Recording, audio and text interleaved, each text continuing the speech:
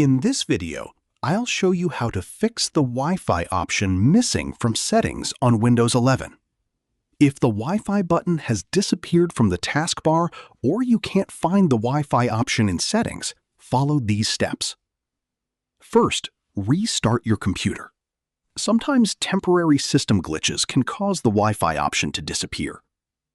If the issue is still there, right-click the Start menu and select Device Manager.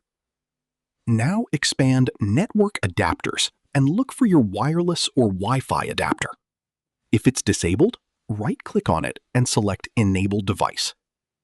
If the adapter is missing or not working properly, right-click it and choose Update Driver. You can also select Uninstall Device, then restart your computer. Windows will automatically reinstall the correct Wi-Fi driver after rebooting. Next, open Settings and go to Network and Internet.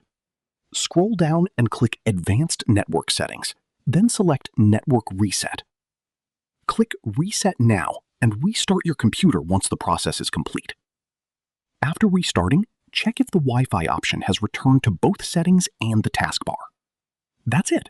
These steps should help restore the missing Wi-Fi option on your Windows 11 computer. If you found this video helpful, don't forget to like the video, subscribe to our channel, and press the bell icon for more tutorials. Thanks for watching.